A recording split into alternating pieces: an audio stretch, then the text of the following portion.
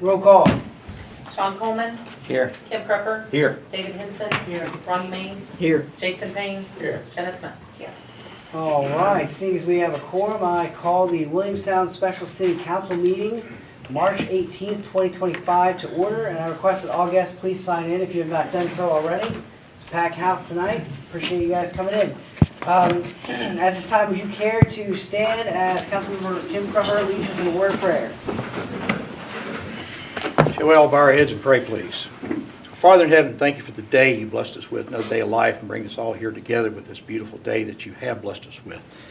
As we come here tonight to address our city concerns, that you be with all of us. We all have honor and respect and truth in what happens in our meetings tonight, that we move forward, that we all make decisions that are sound and unified with each and every one of us here together. Thank you for all you do for each and every one of these people here tonight. Bless all of us, forgive us for sins, and where we fail. Amen.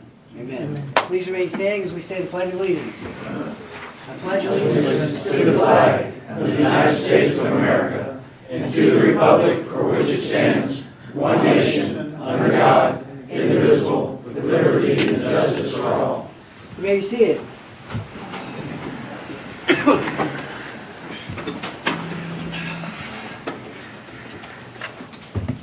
All right, first on the agenda, we have City Council's consideration and approval of the bid opening for the Williamstown Cemetery trimming. We only got one bid this year. It was the same company as last year. It is Adam Griesinger, and his prices went up just a little bit. It would be $1,874.75.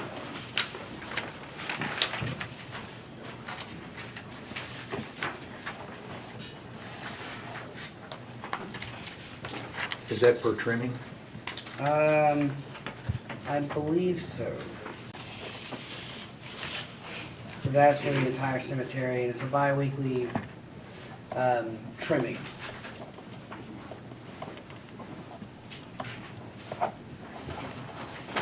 That's times 24 then?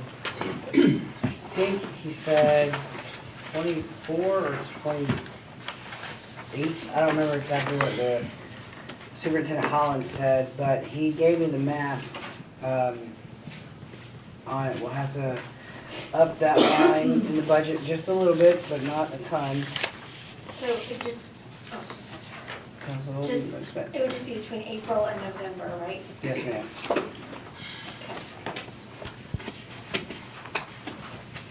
And that's all the trimming, we do that For the on here. cemetery, yes, Yeah. ma'am. At this time, do we have any questions? Additional questions? All right, then I would entertain a motion.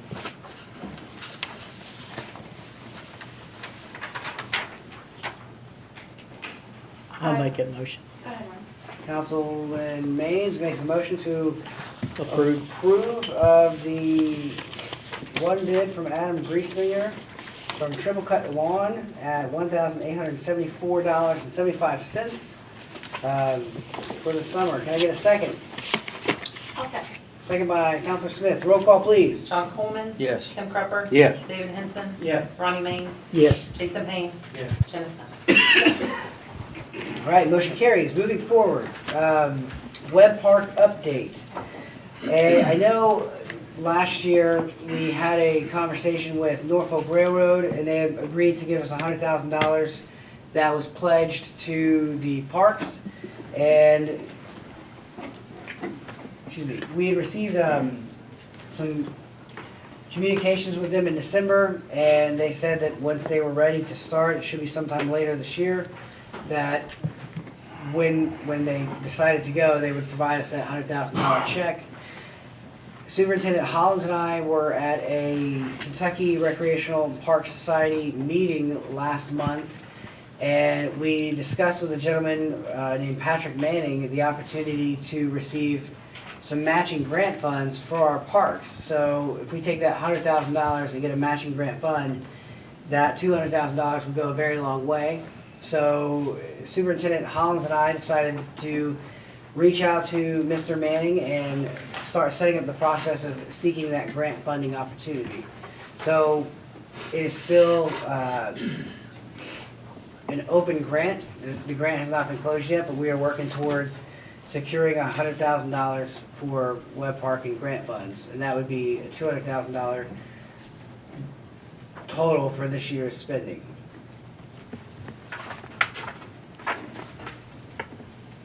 Any additional questions? Yeah, so, Counselor Henson? Mayor, I go back to the August 5th minutes where we talked about city parks upgrade and progress. Jason Payne wanted an update, what was happening with Webb Park and the funding that was going to it. The mayor stated that he had looked at 3 separate grants to help fund the work needing to be done. Jenna Smith suggested that they put together a committee for the parks. Council stated they would like a full plan of the cost and what needs to be done by next council meeting. The mayor agreed to this. That was October 5th. And, August 5th. And here we are in March, and I'm just wondering, we're in another year. I don't understand why we're still talking about this and not having it done. Well, for starters, the plan was to focus on resurfacing the tennis court and the basketball court, and that would also include repainting and adding new fences to it. And the cost was, I believe, around $80,000 when we got the quote last year. However, we kind of determined that we're going to utilize that $100,000 provided by Norfolk Railroad, and to date, we have not received that. So I kind of can't move until we receive that money. But in the meantime, yes, I did look into the 3 grants. They were not the opportunities that would qualify for what we were looking for specifically.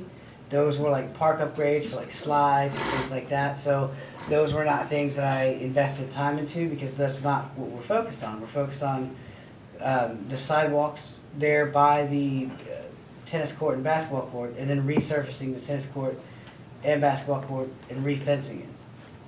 So in your opinion, do you believe it'll be completed for this spring?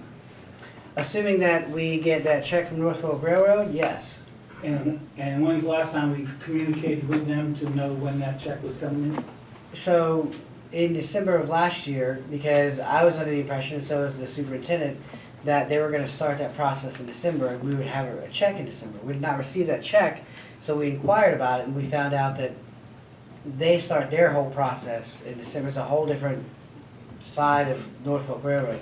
And they said it could take 6 months up to a year before they actually start working on the project, but once they start, they will provide us a check then. So I was under the impression when we first started this that we would be receiving that check in December, but that's not the case. Once they start their project of tearing down that bridge, we will receive the money. And any idea when that will be? I just literally said to you, it could take 6 months to a year. So we could be here a year from now talking about the same thing. I believe it will be done by the end of this year, but yes, potentially. But at the end of the day, during the last year's budget proposal, council allocated funding to resurface both the tennis and basketball court, the fences, the nets, and the painting of those courts, but that money was to come from the Norfolk Railroad. So yes, that money's been allocated, but that money's not in the budget to do so. It's in the budget, it just hasn't been received from the railroad. We put it in the budget. Yes, it's in the budget. We have not received it to spend it, yes.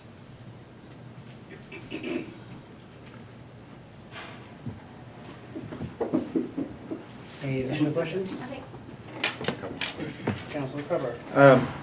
You had mentioned that you and Mr. Holland had went and seen Mr. Manning on matching grants. Can you tell us the timeline of when this grant would need to be submitted and when it would be let? So, as I stated before, we were attending a Kentucky Recreational and Parks Society meeting, and that's where we met this gentleman. This gentleman said that he could assist us with that grant funding opportunity. And so we took his card and then we contacted him after that meeting, and that's when we discovered that there are some things that we will have to do. one of which would be contacting the Northern Kentucky Ad, but I believe the grant funding opportunity ends at the end of April. So you've received the paperwork to get your grant application done, or you still need to go see them to pick up the application? So there's really no timeline yet established on your grant. The deadline to submit is April 30th, so yes. So you should already have the paperwork? Yes. So you However- have the paperwork? Yes, however, the Northern Kentucky Ad is going to assist with drafting and creating that grant opportunity for us. Unknown caller. Mr. Wickman? Sorry about that. Councilor Coleman? Am I wrong, or did Alex tell us we already received that check? I mean, she told us in a council meeting, we have received that check. I've been under the understanding we have not She received said that in check. it, we received that check, because then that means, she said we got it like 2 days ago. So I was under the impression that we have received that check. The Norfolk Southern? Yes. Oh, I think I do remember that, John, now that you say that. Do you know when? Nah, my memory ain't that good. I recall her saying in a council meeting that we received that check, I want to say, end of last year. That's what I'm saying. The insurance company check. No, the Norfolk Southern check, because usually if Webb Park's on here, it's usually because I'm asking for it to be on here. And I think if we look in our minutes from the last time we brought up Webb Park, is when she told us that the check was here. I can look at the minutes, but I do not believe that we have received that money yet. And I may be wrong, but I don't believe that we have received that money. Yeah, I was, like I said, I was under the impression that we have received that money.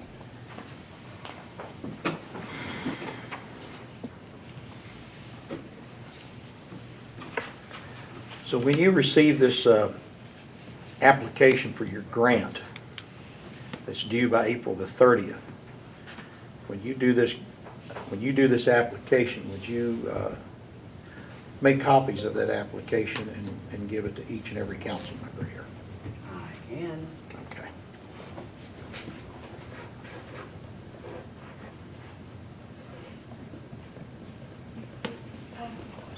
Councilmember Smith?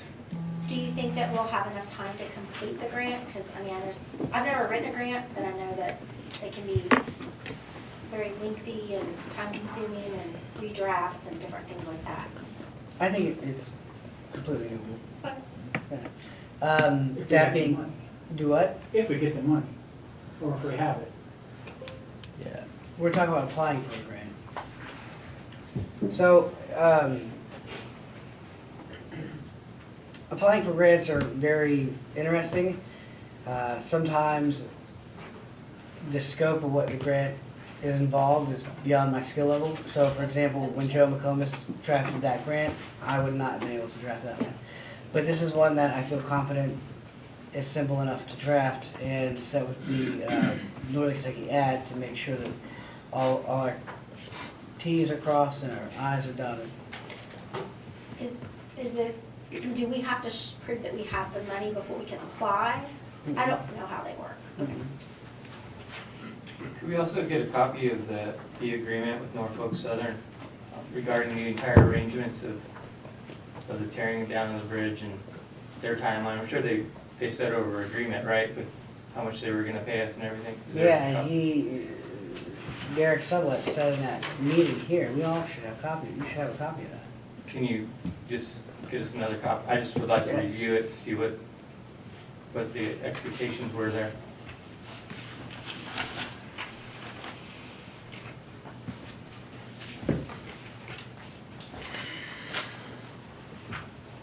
Any additional questions?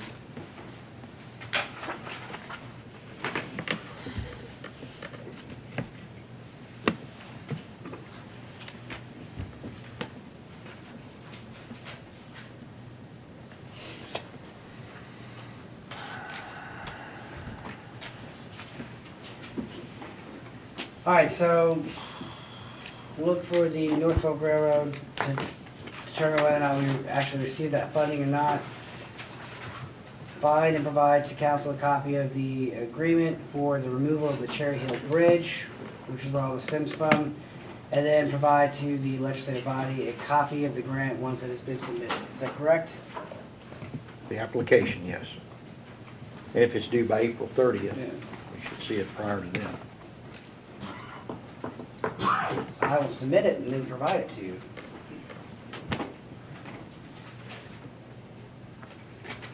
Any additional questions on Webb Park update? Seeing there is none, let's move forward.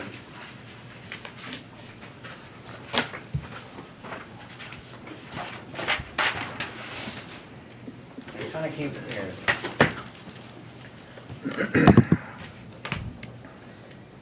Greetings, counselors, attendees, audience members, viewers at home, and citizens of the city of Williamstown. It is at the request of the members of the Williamstown City Council that I draft a financial roadmap to get us out of a situation that we are currently in and provide a pathway for the city to move forward. Tonight, I would like to present to the members of the City Council, guests, and those watching with an action plan to move the city forward, not only in the right direction, but an action plan that will allow the city to flourish and achieve financial success. But first and foremost, I want to take a moment to explain to the listeners as to why I'm being asked to provide an action plan at this time. It was brought to our attention rather recently that the city clerk, along with the assistance of the newly elected fire chief, had been mismanaging your taxpayer dollars. I want to start by expressing how saddened I am to have found this information out. This is the second time I have dealt with an embezzlement issue during my brief time in this office, and it truly breaks my heart for the citizens. Last year, the city uncovered an issue with a member of the fire department, and while that case is still under investigation, I can tell you that when I discovered this, I acted swiftly and quickly, and that is the manner in which I am acting now in this issue before the body today.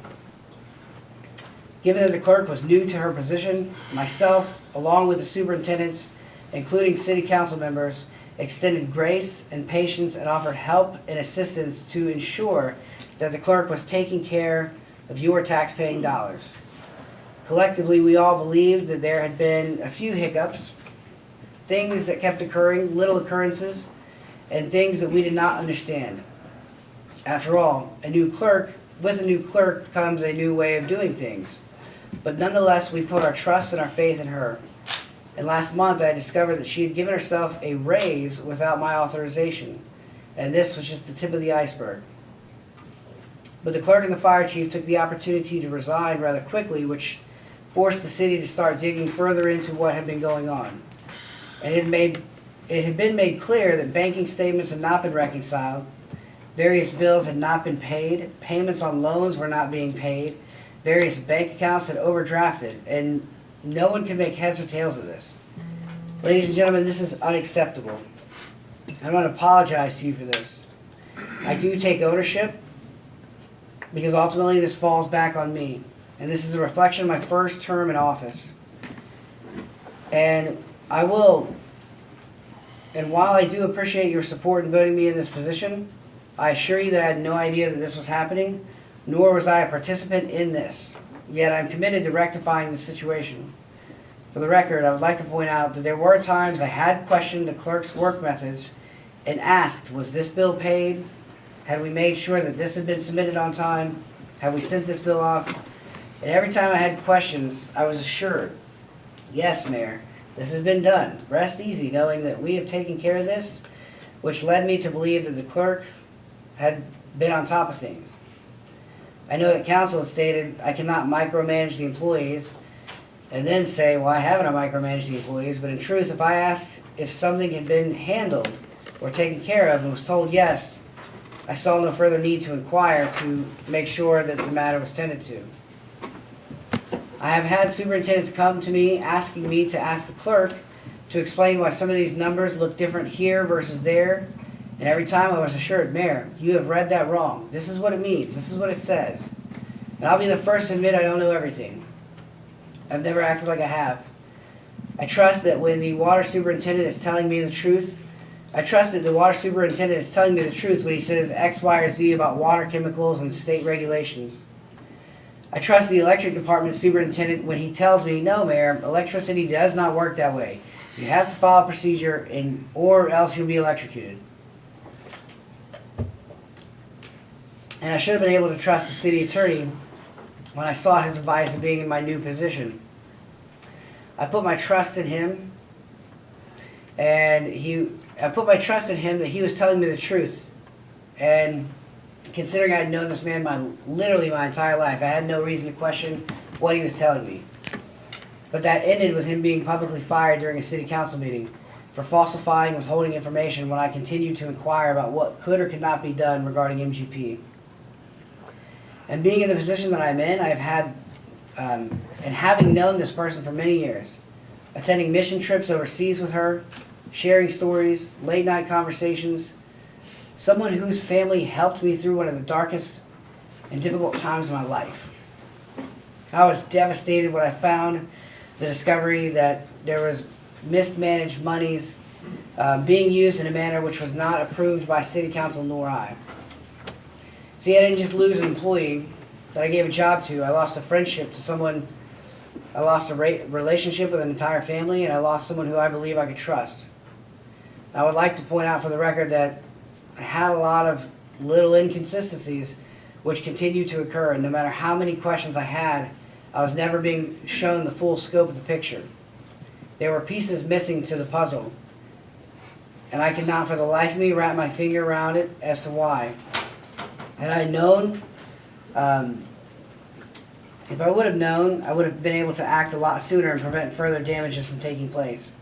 Sadly, I did not have all the pieces. But before we continue, I'd like to point out two things. You heard at the last council meeting that I was unaware that the clerk had not been submitting the proper papers to the local news, the Grant County News. You also heard Councilor Crupper state that he had been aware of that for some time and that these things were not being done. And when I'd been in Fort Bank about 10 times over the past few months, having been working closely with the local branch manager, it was never brought to my attention that the city once had overdrafted, had failures to make regularly scheduled payments, all of which had been faithfully handled and tended to by the former clerk and the assistant clerk. And might I add, they kicked butt.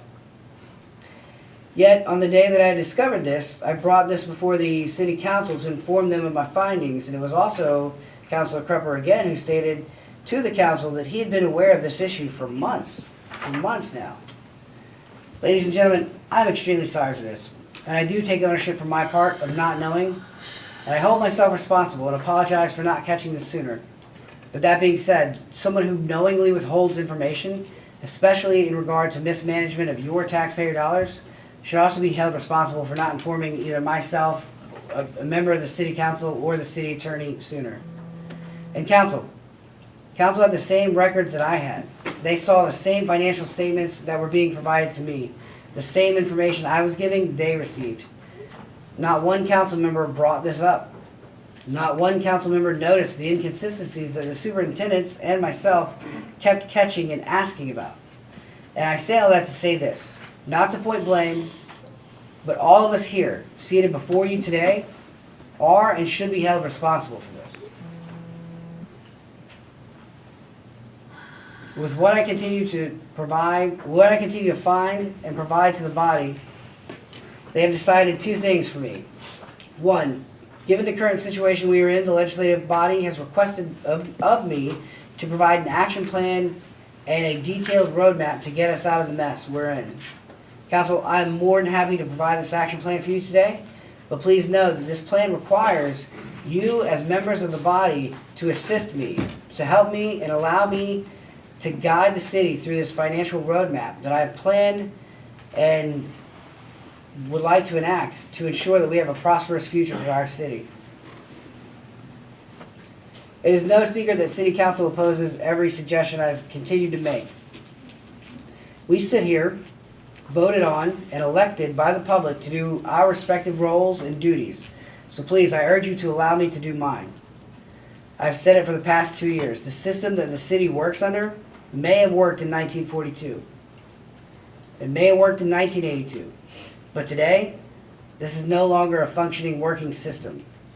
There are many things that need to be addressed here tonight, considered, and changed for the betterment of the city we serve. But council, you must sit back and allow me to make these necessary changes and let me do my job.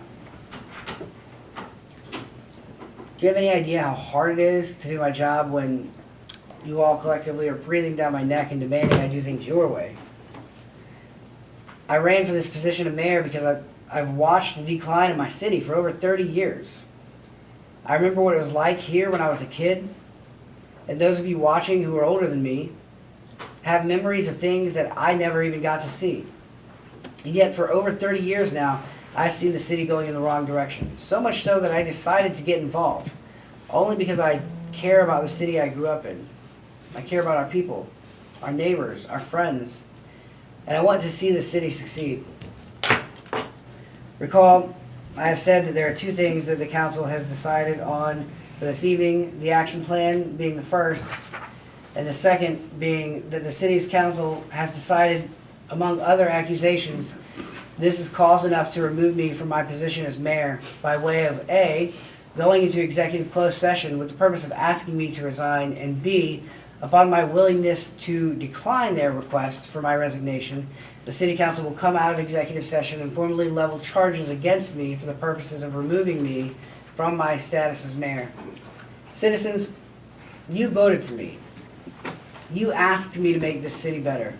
You wanted me to uncover the corrupt things that have long been suspected, and you put your trust in me to get the job done. And while I'm truly sorry for the fact that someone has tried to rob and gain from our financial tax-paying dollars, I want to assure you that I take responsibility and will continue to fight for what is best for our city without personal gain. In fact, regarding personal gain,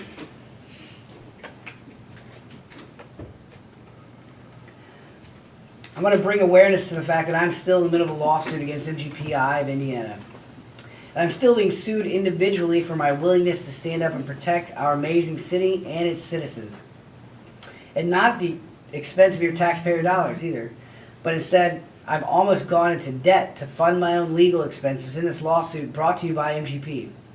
A lawsuit that has been supported and information had been provided by members of the city council that have disrupted and encouraged the lawsuit to continue. And tonight, I'm paying an attorney to represent me out of my own pocket as well. This has not been cheap, and it has not been easy for my family. But, council, how much money have you contributed to this lawsuit? It is not a fun position for me to be sitting in. I have 3 amazing, handsome young sons, all under the age of 6. I have a beautiful wife that I have to provide for, all while being sued by a company and being publicly humiliated by members of our city council. And I have to look at our boys at night and say, hey, God is still in control. No matter what you face in life, you still have to stand up for what is right. You have to do what is right. Even when it does feel like the weight of the world is on your back, you cannot waver and you cannot back down. Talk about practicing what you preach. I fully understand what David meant in Psalms 55. But I must continue to be an example of what we are supposed to do for our fellow citizens. And I ask you, council, what kind of example have you led? I do not disagree with council on the matter of the funds being improperly handled by the city clerk. However, the remainder of the accusations I do disagree with. Many accusations have been brought against me, and I continue to stand up against it, take it like a champ, and fight for what is right. Do you realize that it was accused of me that I was having a homosexual affair while I was supposed to be attending a Kentucky League of Cities training academy to better understand my roles and duties as mayor? And you know what? You know where I was when I was not at the training academy in Lexington? I was in the hospital with my wife. We sat as we watched our 6-month-old baby boy lay on that hospital bed when doctors try to figure out why he was not gaining weight and why he was having all these issues. So yeah, I really don't appreciate the allegations. And I'm finding it extremely difficult to do my job when it feels like I have a litany of people with their foot on my neck pressing down on me every time I try to make another right choice for what I think is best for the city. Here is the financial roadmap, a plan which will see success and growth within Williamstown. But please understand, members of council, this is urgent. These are things that should have been done and in place years before I stepped into this position. And we do not have time to sit around and bicker and argue about minutia. That's the action. The first thing that needs to be handled is getting a forensic audit done, and immediately, from an outside, non-biased, trusted auditor. After speaking with the Kentucky State Police, hearing their immediate recommendations regarding the matter at hand,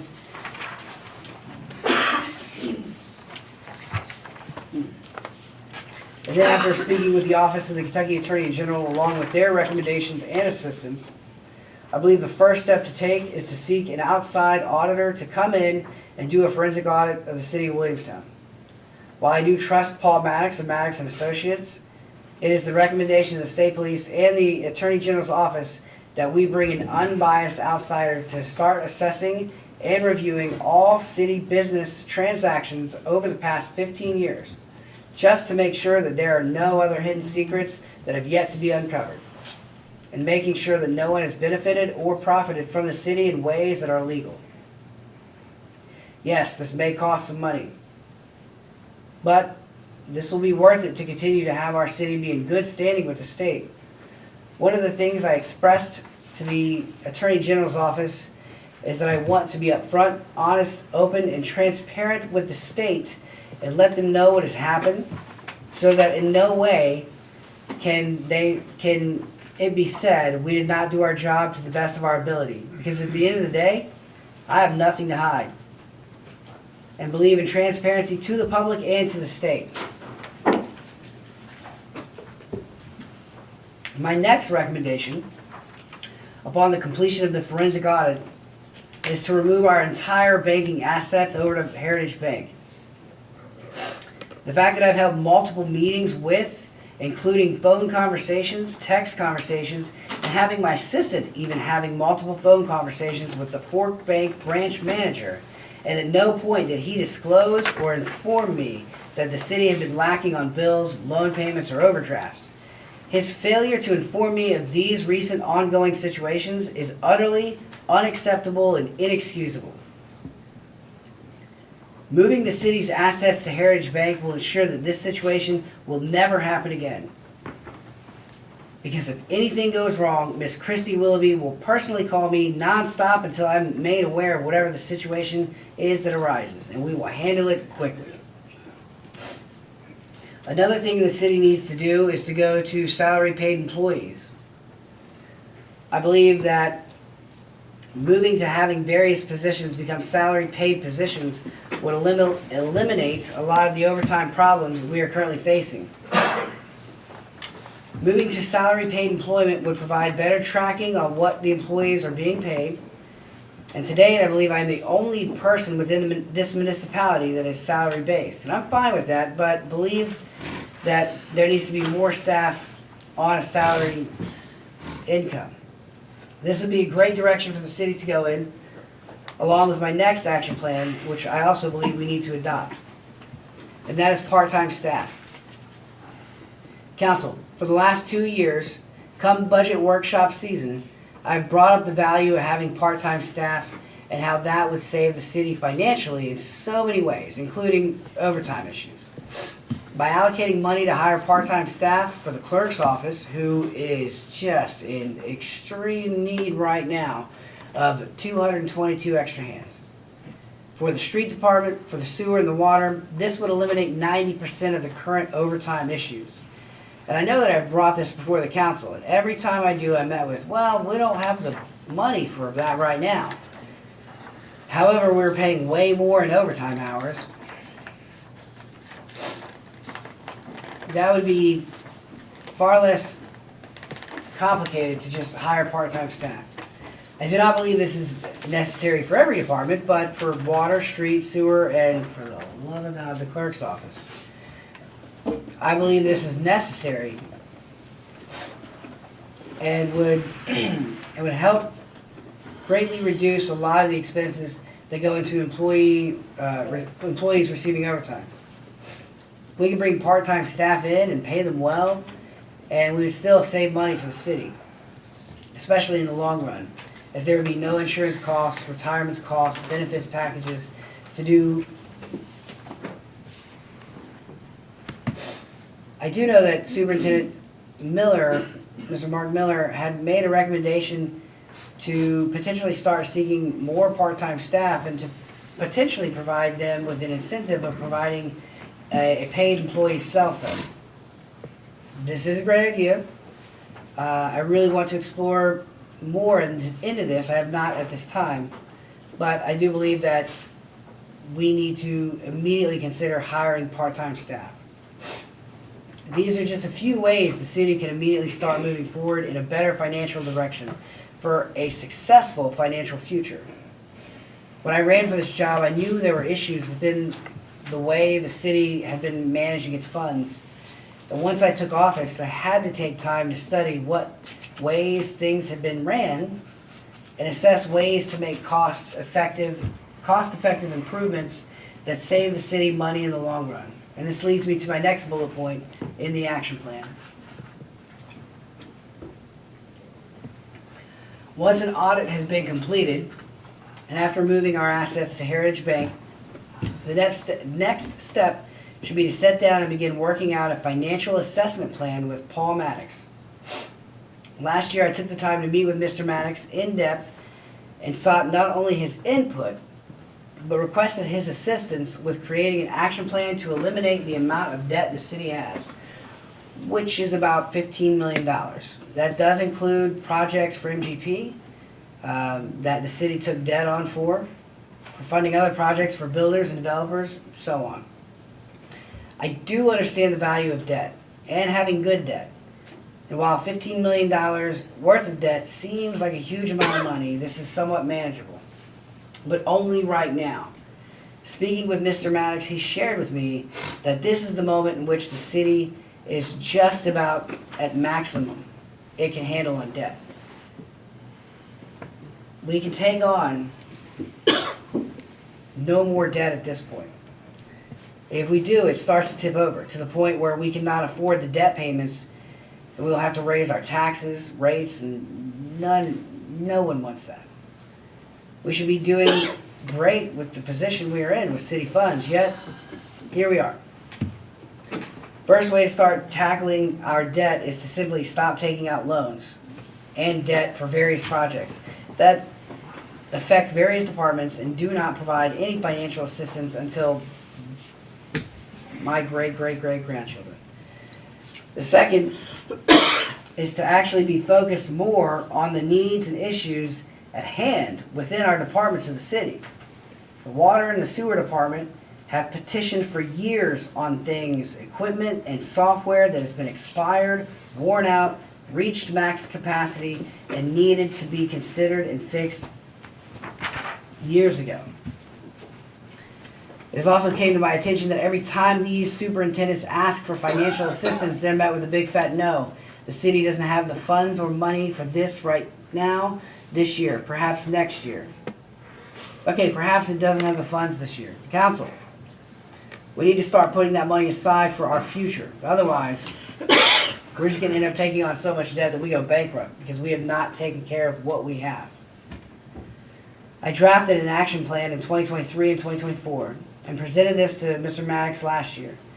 Quickly, he came on board with the vision and direction I wanted to take the city in and encouraged me to start working with the superintendents on this plan, assuring me that once he had performed the annual city audit, he and I would sit down and make a map, sit down and map things out to make this more effective. One change I tried to institute this year was to have the superintendents be very conservative with their spending habits, so that by the end of the fiscal year, we could have leftover money be put into a CD and have that gain interest for each individual department. Excuse me. My thought was if city council continues to not provide proper funding for these departments, that there is a need, there just needs to be an alternative to save money, to cover the cost of most of these improvements and expenses for each department. Every superintendent was on board with the idea of them putting money aside so they could start funding the necessary repairs, improvements that are needed for their individual department. However, council, it has been extremely upsetting that I have taken my time to perform that task. My position, however, has always been, let's assess things, because, lost my place, sorry.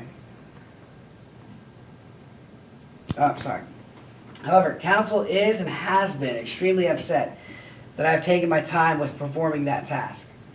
My position, however, is, and has always been, let's assess things with each individual department head around April and May and June to see what is the best for each individual department per their savings. If council is mad that I have not done my duty for just one department, council, please allow me time to review and confer with our amazing city attorney, Mr. Wickman, and allow me the time to sit with Mr. Maddox to determine the best way to execute this plan for saving money for future needs for every department. All of this is an effort to support the departments within the city. My belief is that if you provide each department with proper staffing and proper equipment for what they need to fulfill their jobs, the only people that will reap the benefit is you, the taxpayers. To see our city streets, roads, sidewalks all taken care of. And that brings me to my next action plan, utilizing grant funding. I have been very successful at applying for and receiving grants for our city. But this is not enough. I need your support on these grants. Last year, Interact for Health provided the city of Williamstown with a $10,000 grant to fully fund a Marigold Day Festival, a festival that I'm extremely excited to have brought back. The return of this Marigold Day Festival proved to be successful. So much so that Interact for Health, the organization, reached out already to me and requested another $10,000 sponsorship of support this year because they believe in what I'm doing for our community. Yet, one thing that I'm being accused of here tonight is how I spent that money. Citizens, do you realize the council is extremely upset with me for using grant-funded dollars to pay for Marigold Day t-shirts and then turning around and giving the t-shirts away for free? What kind of world is it that we live in where the city takes care and provides free events and festivals for the community members and the mayor gets to be reprimanded publicly for buying t-shirts for our community, which all came from grant-funded dollars? And for the life of me, I can't seem to explain it or make it make sense to the council members that grant-funded money allocated is only to be used for that very specific thing. I cannot take money that has been given to the city and is expressly intended for one thing and turn around and invest with that money somewhere else. That is illegal. It's not like I can just take monies allocated for Castle Knoll water lines and magically move them over to fund Conrad Lane now, can I? There are so many grant funding opportunities out there that we are not taking advantage of. That being said, I have a question to the members of the legislative body. What happens if the city applies for and receives grant funds for a project? And then what happens when after 8 years worth of work and paying into the 80-20% matching grant from the state, the city decides that taking care of sidewalks is no longer a priority? I mean, the way I see it, if we do not follow through with completing this project, then the state has covered a huge cost.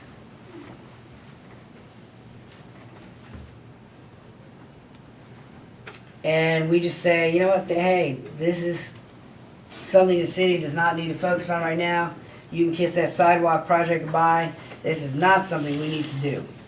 How does that look? What message does that send to our citizens? Your walkability is something we don't care about or consider relevant at this time. And what message does that send to the state? Hey, state, or well, Commonwealth of Kentucky. Thanks for contributing a huge chunk of money to bring our city sidewalks up to ADA standards. But you know what? We don't want to do this anymore. And what becomes of that money that was used and invested by the state?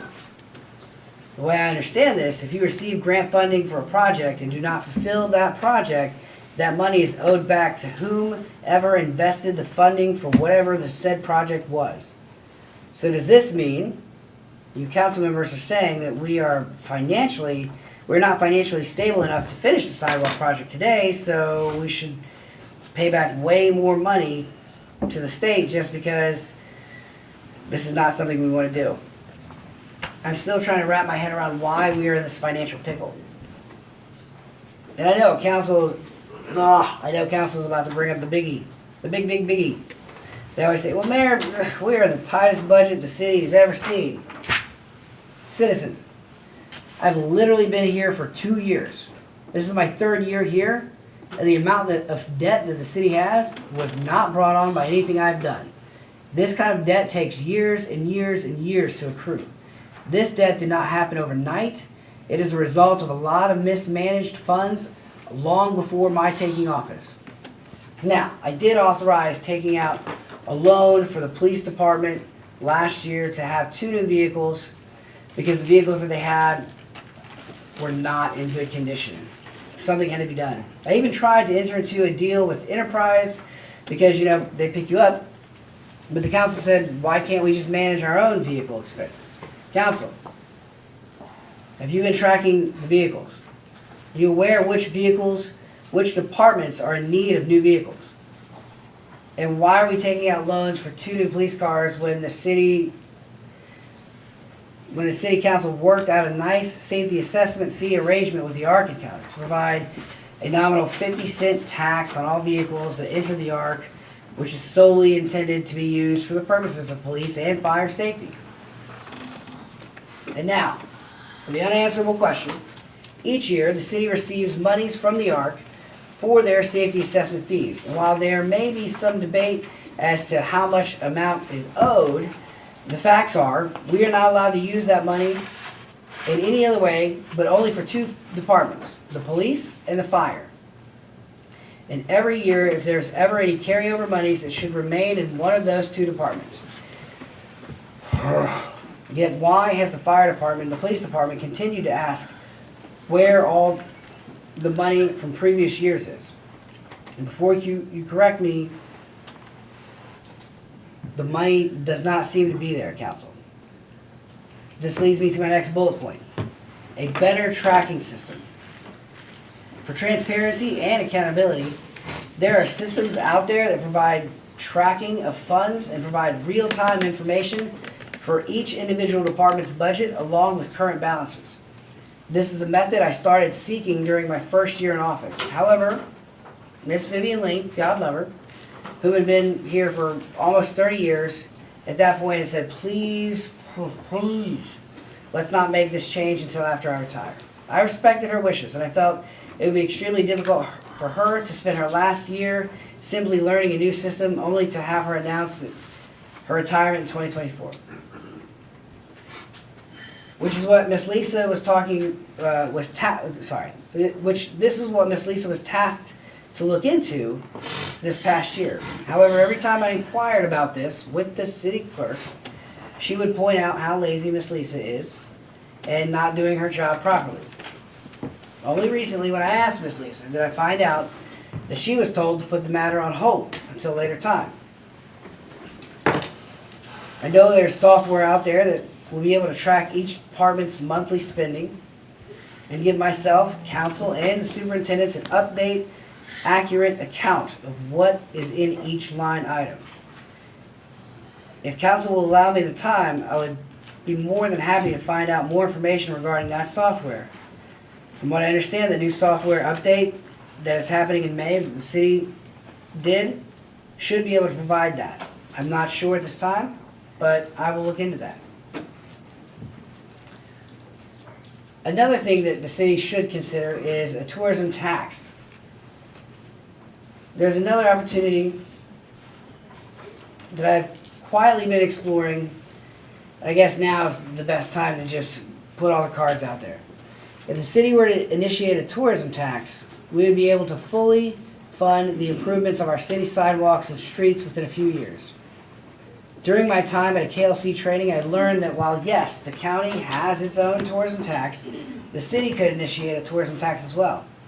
And did you know that tourism tax dollars are, one, not at the expense of the local citizens? It is used for transient taxes on hotels, amusement parks, and paid ticketed events. And two, this tax base would provide a much-needed funding mechanism that should be used towards tourism improvements, things such as maintaining our much-needed sidewalk improvements and road infrastructure. This tourism tax would assist in the beautification and restoration of our city, a city that I'm tired of watching decay. And now, excuse me, perhaps I need a minute. And now, we have seen more growth in the past few years than I have in my entire life. And I want to keep that up because at the end of the day, it is our job to allocate the money to invest in the infrastructure and maintain a healthy and sustainable living space for our community. The city is starting to come back to life. All I've ever wanted to see. We cannot sit here at this platform and grovel and complain and halt progress. Every time I make a recommendation, it is shut down by the city council. And now this plan that I'm trying to enact is difficult as well.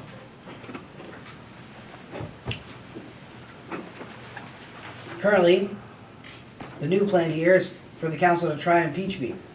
But at the end of the day, you have to sit back and ask yourself what direction you want to see our amazing city going in. Citizens, this has been one of the hardest, funnest, challenging, educational jobs I've ever been in. I grew up working at the local radio station. I went out on the deep end for a little bit. I came back and I decided to make something for myself. I've worked hard to get where I am today. I have the most amazing wife in the world, whom I'm madly in love with every day. We have 3 amazing young sons that I swear I will always be there for, in ways my father had never been for me, nor my former stepfather for that matter. And I've made vows to always be there for them no matter what, no matter how hard life got. And then I took it one step further and ran for this position of mayor. I made the same promise to you, and I intend on keeping that promise. When I was running for the job, a man whom I do look up to as a father figure and respect as if I was his son said to me these words: when you get in that office, you do what is right no matter what. You stand up, you don't back down, no matter how hard it gets. You've got this. My hope is I haven't let him down. I hope I have honored what you have asked me to do as well. And I vow to continue to do what is right and best for our city. I have believed in this action plan for some time now, and I feel that with help from council, to just step back and allow me the opportunity to execute these goals and visions for the city, we will see a lot of success and a better structure for our employees, and in turn they will be provided with what they need to make sure our city and its citizens are well taken care of. And I would like to say this. It has been a difficult uphill battle, council. But I ask that you set aside your frustrations with me thus far and trust that I have the city's best interest in heart. And I have and will continue to do everything within my ability to do what is right, fair, and true for the citizens, regardless of what happens to me.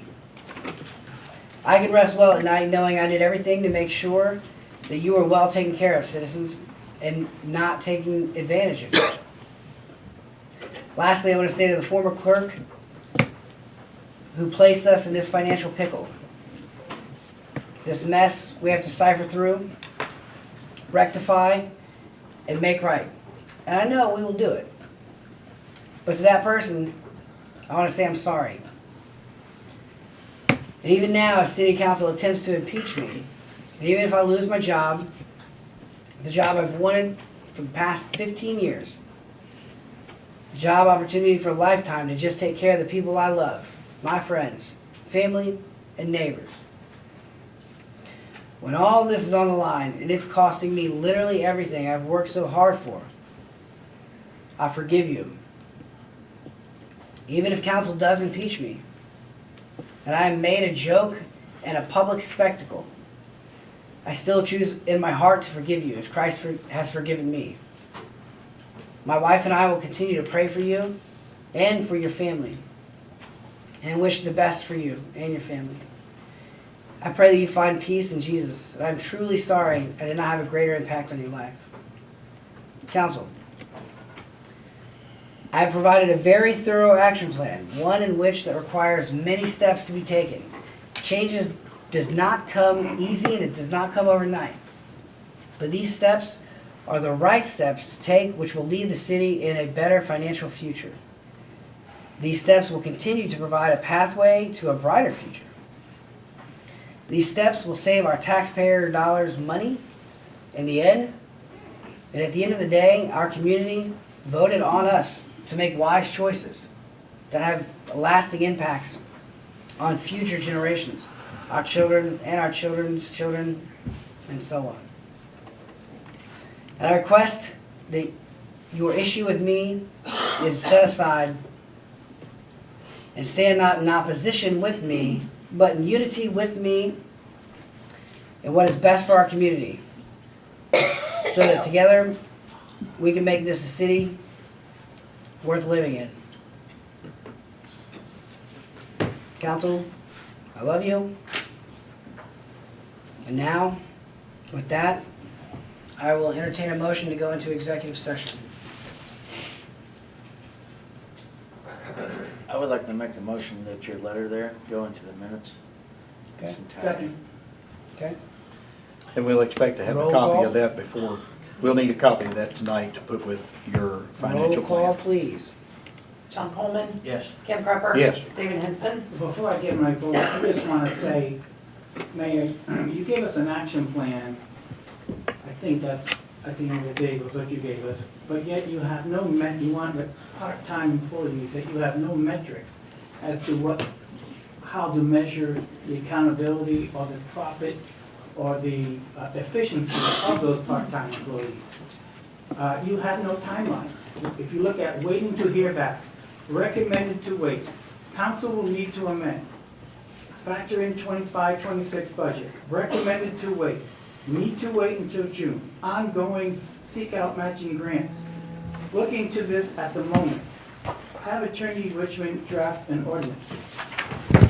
There's no date. You're just, this is something that I am frustrated, as we talked earlier about the Webb Park. You can talk another 20 minutes. But unless you give timelines and metrics and guidelines and how you're going to measure, what does success look like? This action plan does nothing. It's a piece of paper.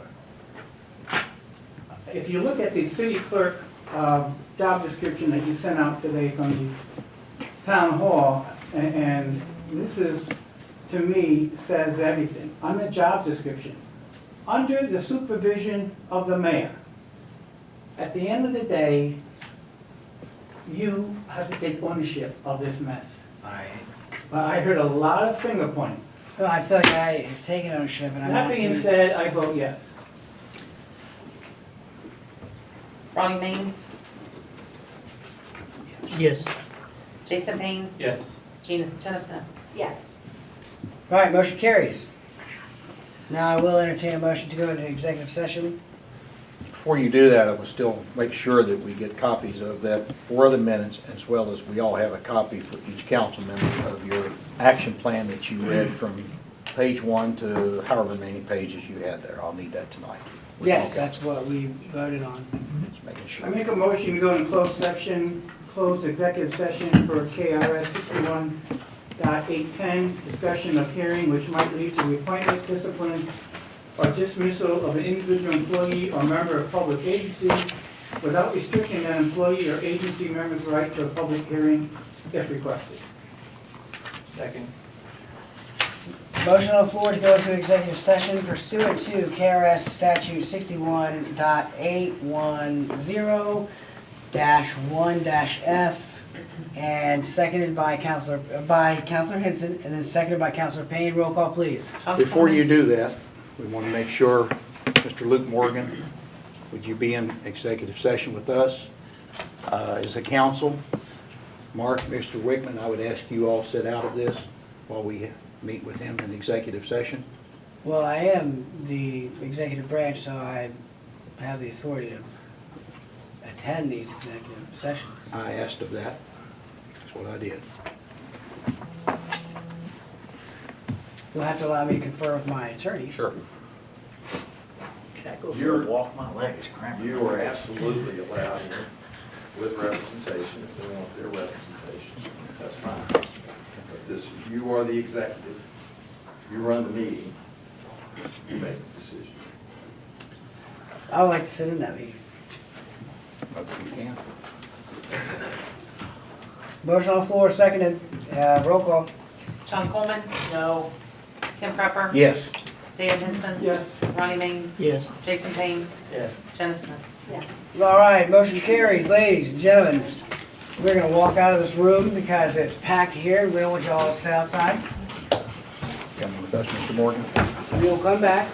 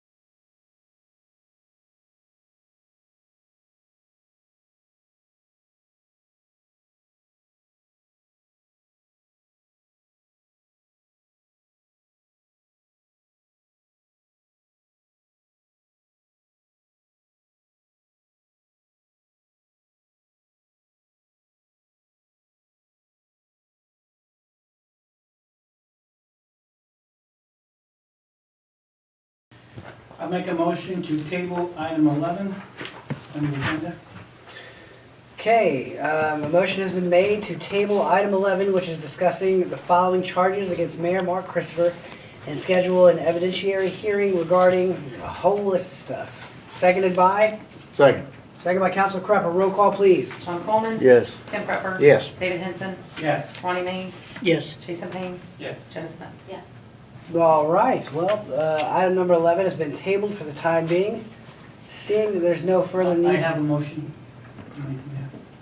you can make a motion, but you cannot add anything to the agenda. This is It's special. part of the, we've already got the okay from Frank. It's part of the discussion we just had.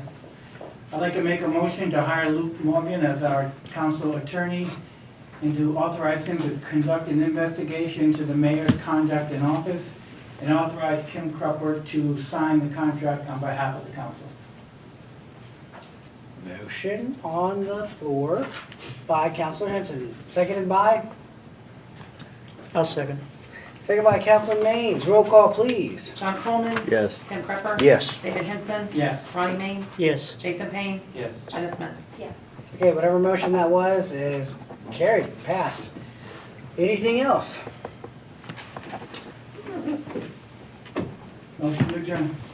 All right, there's a motion on the table by Councilor Maines. Second Roll that call. one. Councilor Coleman, roll call, please. Sean Coleman. Yes. Kim Prepper. Yes. David Henson. Yes. Ronnie Maines. Yes. Jason Payne.